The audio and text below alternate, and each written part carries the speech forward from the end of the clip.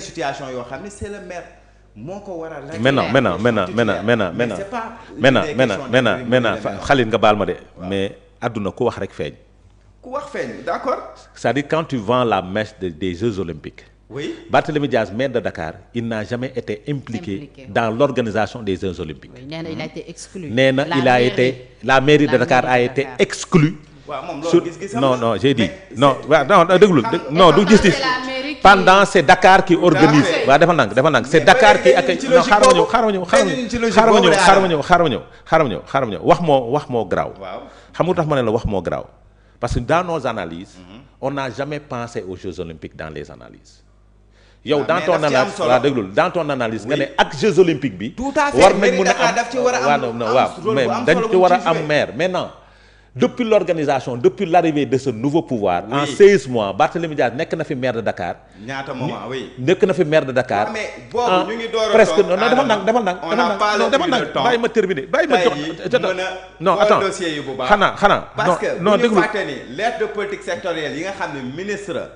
Comment on appelle ça des sports de la culture def nañ ko loolu yàggul bañ ko. maintenant te ci yooyu ak ministère. bi nga xam ne nii mu ngi sukkandiku ci collectivité territoriale ak urbanisme muy Balla Moussa yi nga xam ne nii tey jii boo liiree tey jii maanaam comment on appelle ça loi des finances mais décision yu ci bari. bañ ko jëlee mais yàggul. maintenant mun naa la wax léegi nag mun nga wax.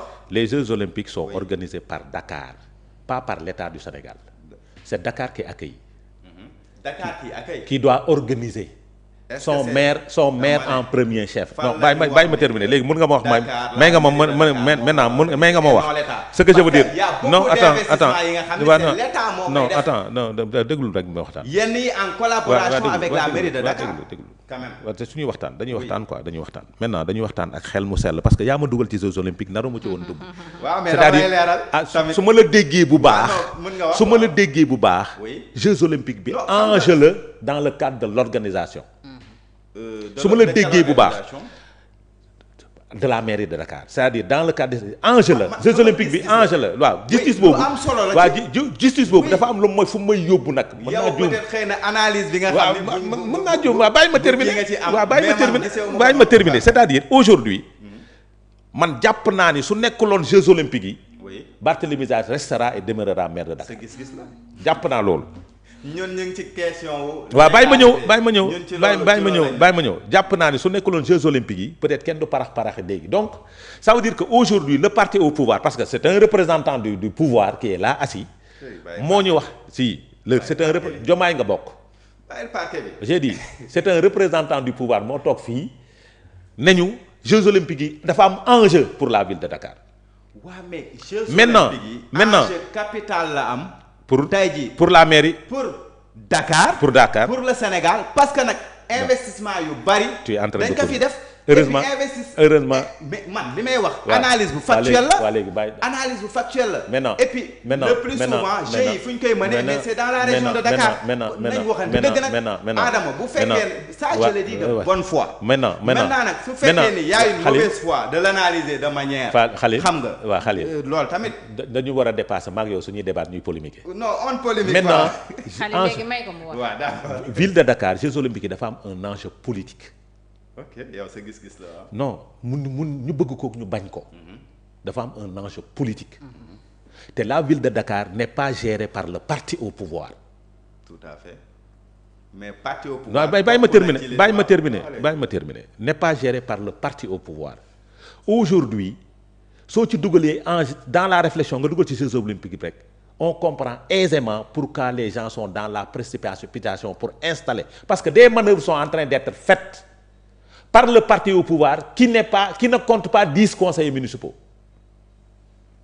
Le parti au pouvoir ne compte pas 10 conseillers municipaux dans la ville de Dakar qui sont en train de manœuvrer pour diriger la ville de Dakar avec au bas mot un gros candidat ou bien un petit candidat parce que Abbas Fall maire de Dakar la teg bëtam. Donc dans ce cas tey suñ ci dugalee enjeu Jeux Olympiques bi dañuy comprendre pourquoi ñu acharné wu sur Barthélémy Dias.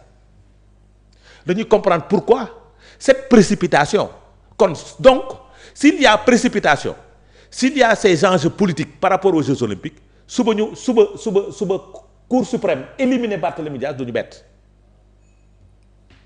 parce que nag wax mooy tax mbir yi feeñ dans notre tête parce que moi je n'ai jamais réfléchi comme ça dans mon analyse musuma ko démb fii laa toog j'ai analysé pour dire que musuma xalaat en l'enjeu Jeux olympiques yi enjeu politique yi mu am parce que gis nga un maire qui organise le maire de la capitale c'est lui qui organise et accueille les Jeux olympiques dafay am une visibilité politique mooy enjeu politique bi donc démarche parti au pouvoir bi actuellement pour liquider Barthélémy Dias se comprend aisément moo tax ñu renier wu woccu lekkaat mooy ni ñu ko doon défendre démb sur les pavés de la mairie de Dakar naan Macky Sall dafa bëgg foqati mairie de Dakar entre les mains de Barthélémy Dias bëgg sàcc votu région de Dakar pourquoi votu ville de Dakar pourquoi ñu bëgg sàcc volu Dakar parce que Barthélémy Dias a été élu au suffrage universel direct.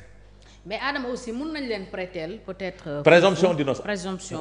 waaw ndax xamuñu woon aussi kañ la Cour suprême. très bien maintenant mun naa ko mais du moment où. recours dugg na. recours dugg na recours moom mën na dugg def 2 ans. def 2 ans du moment où recours dugg na. mais nag parce que le temps de la justice n'est pas le temps. d'accord naa du moment où recours dugg na. ba ñu jàpp date audience bi peut-être à partir de là li gën a rafet donc on attend. li gën a rafet mooy nañu xaar. décision bi jàll. mais su ñu nekkee dañuy xaar décision bi jàll nga wax ñu ay waxi Jeux olympiques dañ naan kon Barthélémy Dias su yoboo nga waaj kon suba recours mais nag su nekkee dañoo lire les textes lire ko les textes appliquer les textes code de collectivité territoriale ak xoolal lire ko appliquer ko à la lettre Barthélémy Dias révocation am du jàll Cour suprême da koy rejeter maintenant nag su nekkee dafa am beneen enjeu bu ci nekk moi de j'ai toujours confiance à mes juges j'ai toujours confiance en eux parce que seen aqulaa taalaa la ñuy waxee donc njort nañ ni pour bañ nag ñu takkal nit écharpe tekki ko ba mu def ci yaakaaram ba mu ñu def ci yaakaaram ni mooy nekk maire de Dakar comme li amoon assemblée nationale waa ji ki remplacé El Malick Ndiaye ñëw toog ñu takkal ko écharpe bi takkal ko pince bi. ba pare ne ko demal ñibbi. ne ko mu ñëw taxaw déet li gën a garaaw mooy dafa fotow dafa fotow ci drapeau bi. loolu moom war ñu koo def maire loolu suñ ko defee maire Dakar nag. waa ji dina ki ñu koy def dina woyadi. maintenant qu'est-ce qui empêche à l'État d'attendre le 18 23 jours yàggul su nekkee dañoo maintenir Barthélémy Dias. Barthélémy Dias continuer accueillir nag organiser Jeux olympiques yi comme ni mu ko waree parce que nag dans l'implication de l'organisation des Jeux de Dakar des Jeux olympiques déggoo ci ville de Dakar. et il l'a décrié et condamné. Honnêtement moo tax aussi y a pas eu trop mobilisation. bi ci amoon engouement bi ci war a am. autour de Dakar sur les Jeux olympiques. c'est la ville très qui bien doit gérer ça. yow est-ce que sentir nga l'organisation des Jeux olympiques de Dakar est-ce que sentir nga ko yow yaa ngi Dakar sax kenn xamu ko. voilà ñu si bëri. c'est-à-dire aujourd'hui li ñu naan JOJ 2026 moo tax mais ñenn ñi xam ne 2026 la li nga xamul mooy Médina dafa waroon accueillir mais Médina engouement bi war a am autour des Jeux olympiques amu ci. est-ce que tu comprends fee di jam ñaajo dafa war a accueillir chantier yi dafa taxaw parce que waa ji dañ ko ameel xaalis fayuñu ko donc c'est des problèmes donc ñu bëri ñi nga xam dañoo waroon mobiliser wu parce que le Sénégal dafa se mobiliser. mais xëy na tam looloo taxoon ñu bëgg a fal un maire titulaire pour mu mën a jouer les. non mën na nekk. mais un maire xam nga kañ la doon neex nag. waaw mais titulaire baa ngi fi woon te defuñu ko aussi. lu gën a neex ci moom mooy ñu am maire bu fal ci ñoom. su boobaa nag dinañ ko impliquer ci réunion yi. dinañ ko ci dëj dinañ ko nangam. mais bii. faciliter ko yu bëri. njuuy dinañ leen njuuy de parce que Cour suprême moom dina leen njuuy le 18 incha allah. attendons donc Cour suprême lan lay décider le 18 septembre prochain lay examiner recours Barthélémy Dias alors li ko dalee tey Khalil mission.